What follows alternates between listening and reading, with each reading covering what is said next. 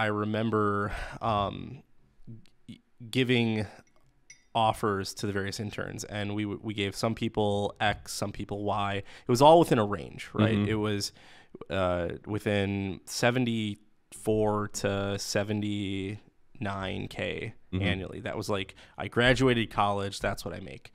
Well, they all started talking about what they were making. And that's kind of when I was first exposed to this whole trend of like, wait a minute, I literally just wrote you an offer and you're going to tell everybody what you're making. My reaction to that was, I don't want to deal with the headache of people getting frustrated.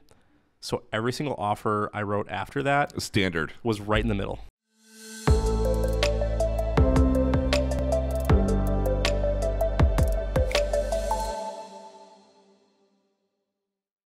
Gen Zers, they are not afraid to talk about how much they make. Yep. To everybody. Yep. And also some millennials too.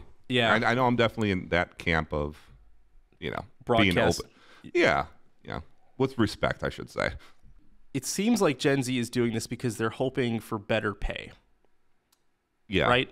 Yeah. For everybody. We found a study that might suggest that that is not what is actually happening.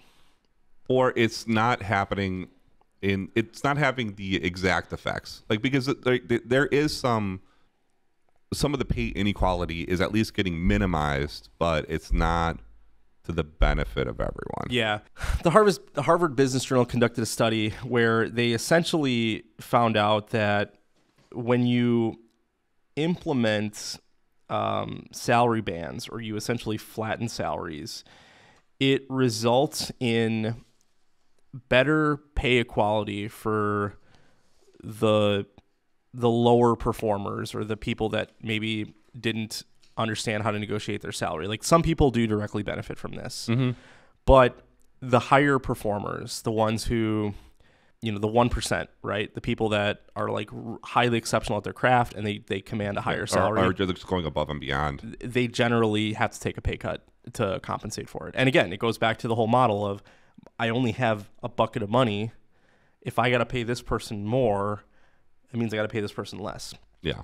So what's happening is these higher performers are leaving, because not every company is doing because this. the salary bands aren't uniform. They're not mandated by the federal government. So you can, so the way I like to put it is, let's say you have a higher performer right now who's commanding, he's making $160,000 a year as a senior developer. And with this new salary band in place, the company would have to offer that person $148,000 in order to bring up somebody else's salary. That person could go to another company that might even be willing to pay $165 or $168K, because that's their norm. And they're not implementing this pay transparency, these salary bands. So they might have somebody on their team that's maybe 20% underpaid, and that money is going to a particular position. So it's resulting, or at least what this study is suggesting, is it's resulting in some of those top performers leaving because they want that extra $10,000. Or they're this is back to the whole thing, right? Act your wage type of thing. So they're seeing that they're undervalued, so they're essentially, for all intents and purposes, sandbagging their work to match what they think that salary is. 100%. Okay, you don't want to pay me what I could make over here, then why am I going to put in the extra effort? Yeah. Ironically, and this one of the things that this study calls out is that when you pay an underperformer more money, what would your instinct tell you that person would do? They would probably do the same amount of work, or maybe less. What this study has shown is that person will actually work harder when you pay them more. Yeah.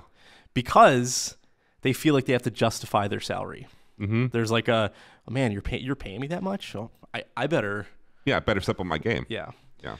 Prior to reading this and prior to talking to you about this off camera, I was vehemently opposed to transparency. Yeah. I wanted to argue why this is a bad idea. Yeah.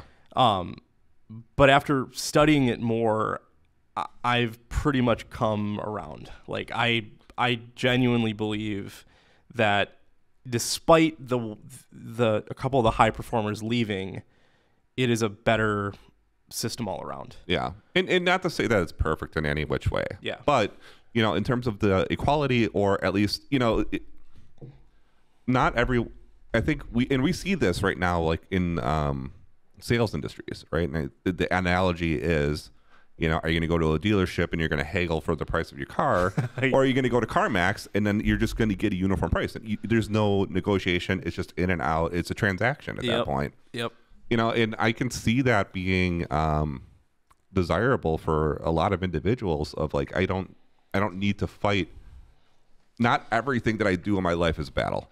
Like I can come in and I know what wage I'm going to get and whatever it may be. And it's going to be equitable. It might not be like the peak what you could possibly make, but you don't have to worry that you're getting underpaid. Right. I remember when one of the companies I used to work for, we partnered with a local university for hiring interns, and we started offering these interns full-time positions. And I remember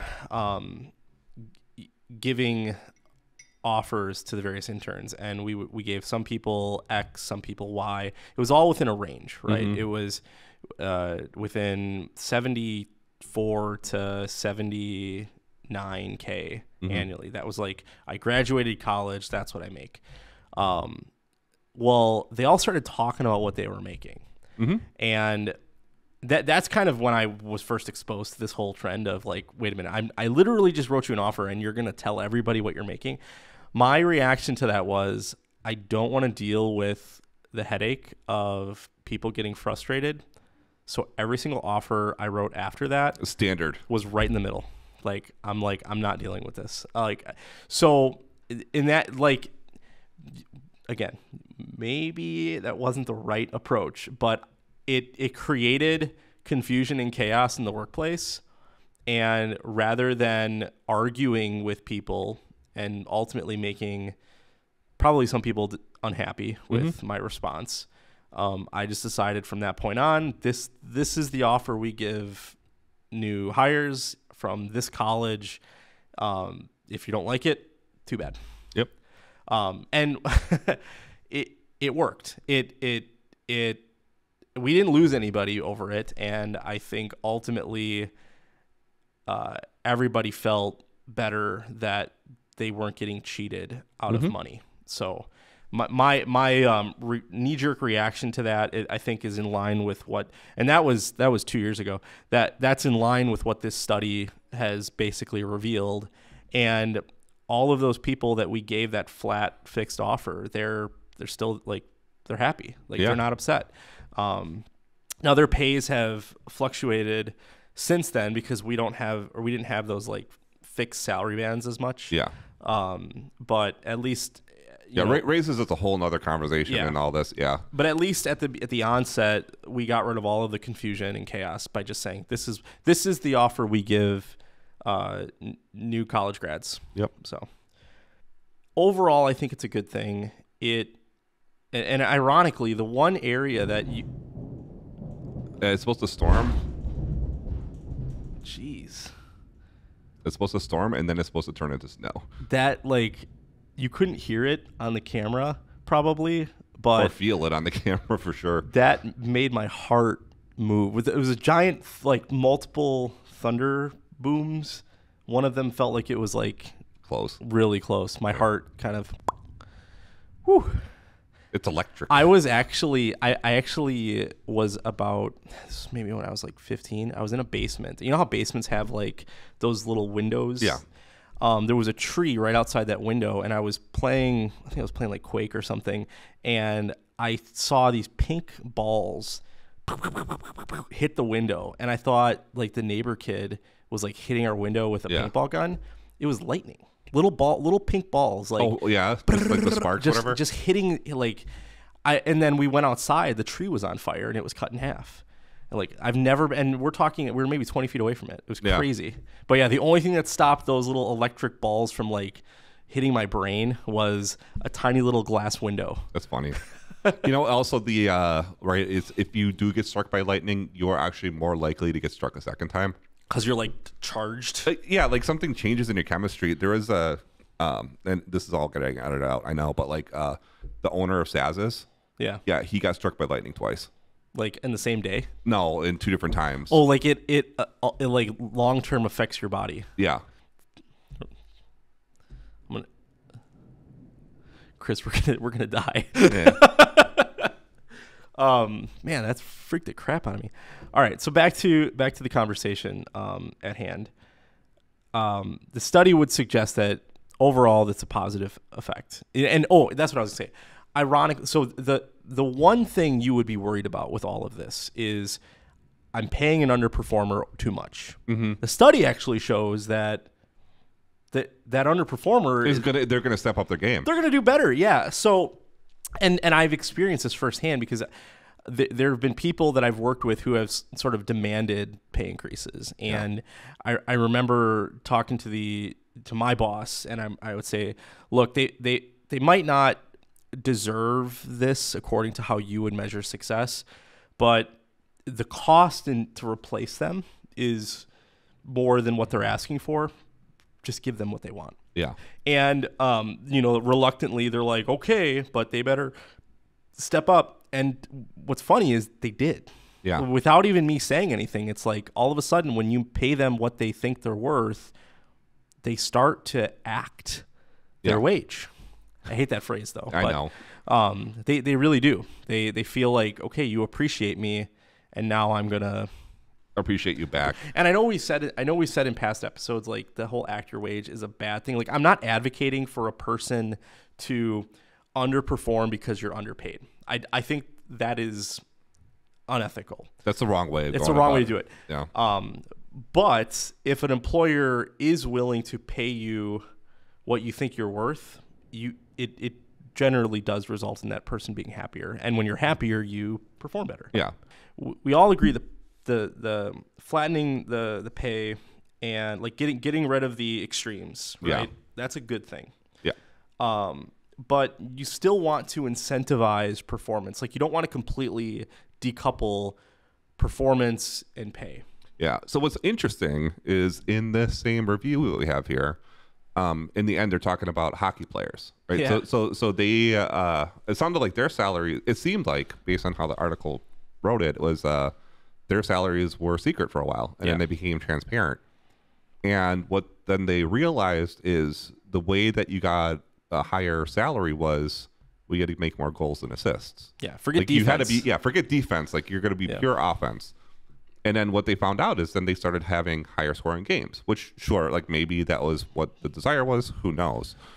But I think that there identifies a way of saying, okay, you know what? We value goals. So if you can make more goals, then we will pay you more. So I think the equilibrium here is to base salary everyone in some way with the salary band or however you want to do it, and then give incentives for performance. Yeah. And really, I think in most companies, they're known as KPIs or key performance indicators. And they're public because, like, you know, everybody knows, like, okay, you know what? If you're going to go above and beyond, then I think it's a way for companies to incentivize and at least move the company in a trajectory that everyone's going to buy into. Whether they buy into it because of physical money or it's because, like, it's a thing that they want to do or whatever it is, and then they get rewarded for that outcome. No, I think it's good. I think having a base pay, like if I had a base pay, and for the record, you do know how much money I make. Yes, I do. Because you know my base pay. But you don't know how much money I make because I have 3 different like metrics of ways to make more money. So you know the bare minimum that I make, but not the actual amount, and I'm okay with that. Like that doesn't bother me. But if you knew, I'll ask at the end of the year, and you'll tell me. I anyway. remember when we were filing for an LLC, or when we went to the bank, and it was me, you, and our other partner, and they asked for my income, and you guys were sitting in the room with me. I was like really uncomfortable. Yeah. And I said my salary, and you're like, huh, okay. I felt like our relationship changed like it's like you saw me naked in that moment. Yeah, but also I remember sitting in that chair. I was like, I'm pretty sure I know how much you make, and then you said it. I was like, yeah, that sounds about right. Like, yeah, and you know, this is a thing of you know, and like I said at the beginning of all this about, you know, it's not just Gen Z that are being transparent. There's some millennials. Like, and again, I know that I was part of that camp in my first software job. You know, there was a group of us that were pretty transparent about how much we were making. And honestly, what the funny thing about that, and this is probably one of the good things, is it actually got all of the interns a higher wage. You guys unionized and revolted. So part of it was the manager recognizing that we were getting underpaid and then got that corrected. But like when he started because I was working 2 jobs at the time, he's like, "Why haven't you quit your other job?" Yeah, it's because I make more there. Yeah, you know. So like, and he's like, "Well, you should come here." I was like, Sure, get me more. Like, this is what we're making as a group here. Like, what's going on? Yeah, I'm, you know, truthfully, Chris, I thought I was gonna argue against this entirely. Yep. That's why we're doing this recording a 5th time now. Yeah, I'm sold on this, and I think, and especially now, like I'm in a new job where everybody knows what everybody makes. Yep. It was really uncomfortable for me at first, but now I'm kind of okay with it. Yep. And I think, and us talking about it too, you said like, you know, even the companies in the area know what the other, like what they're offering each other. Yeah. Like generally speaking, every software company in our market offers the same salaries plus or minus like 10 grand. It's pretty, like they all talk, like they all, you know. Yeah. So I mean, it's kind of like why keep it a one-sided conversation? You might get the occasional company that sprouts up, and in order to draw people, they'll temporarily inflate their salaries, or because they're going into a space that they need a specific skill set to. But it's generally doesn't last, and if it does, everybody else just kind of acknowledges it and says, okay, we're gonna, you know, raise our salaries, and as a consequence, raise our rates for everything and the cost of service, and that's just basic inflation there. Yeah. So yeah, I think it's a good thing. And especially when like a third of your comp can be based on performance, like even if you know, I think, yeah, and I think that's the key to this, right? It's not, I don't think it's enough to just have flat salaries. You need something to incentivize those high performers. Yeah. To go above and beyond. Yeah, you just got news. Was it today? Yeah, we today. Yeah, you're like, you're doing a great job, and they're like, we're gonna throw you a kicker, and this isn't a one-time kicker. This is a continual. As this team grows, you're gonna see more and more money, and that's not a thing that I've experienced before. Kudos, that's for sure. Yeah. Kudos to you. I really appreciate companies that do that. I remember on a somewhat related note, I worked for a company at one point where we really struggled with delivering stuff on time. Mm-hmm. Projects were consistently late, and I remember talking to my boss, and I said, look, I don't think this is a hard problem to solve. We did a lot of fixed bid development. So we bid on what we get is what we get. Yeah, we bid on government projects. We might say we're going to bid on this project for $1 million. If we win it, that's what we make. And I suggested add a 10% kicker to this project. Like instead of bidding $1 million, bid $1.1, right? Yeah. Save that $100,000. That is your kicker. That is your bonus for when this project is delivered on time and under budget.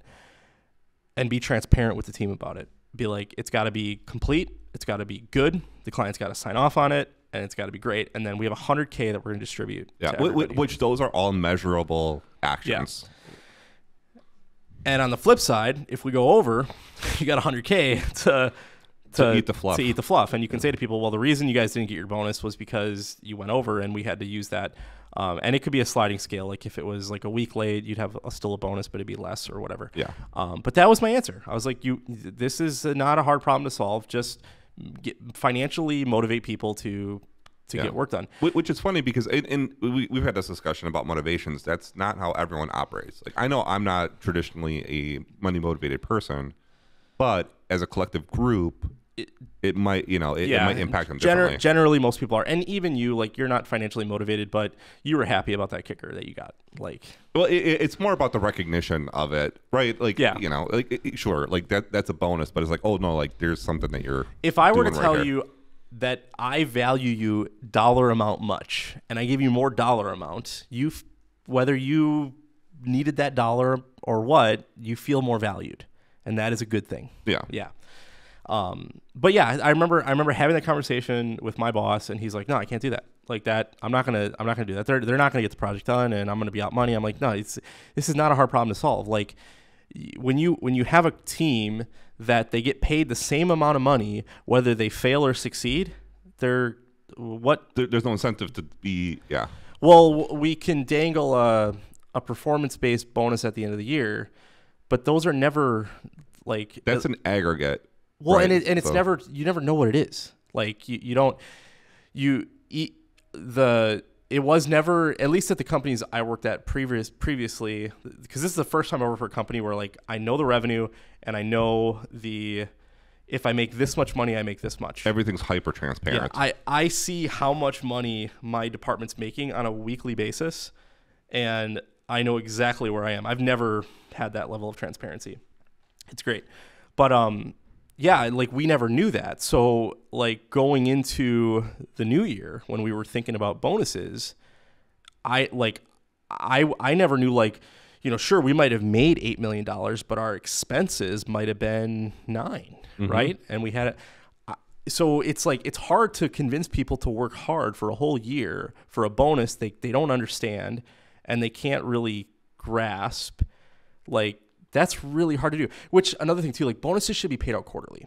Like, I'm a firm believer in that. Like, an annual bonus is kind of silly because people don't, like, think that far out. Like, no, for sure not. Even quarterly, I think especially a lot of developers that I've worked with in the past have struggled with that too. Because, right, they're very one track focused. Like, they're looking at this project. Yeah. And if it takes them one day versus a month, that's what they're looking at right now. Yeah, I think the company we work for, they pay it out every month, or I haven't been there long enough to know, but there's like monthly bonus payouts, quarterly, and then annual, but it's done in a way where, like, you're constantly incentivizing top performance. So yeah, the whole, and my wife, she works for a software she works for a company and she does software. It's the same with her. She's like, I'm like, what's your bonus gonna be? She's like, I don't know. I think we did a good job, and I might get a couple $1,000s, or I might get a gift card to Costco. That doesn't drive performance. If I have to get these things done and I get this much money as a result of it, it's gonna drive performance. Yeah. So that's my rant.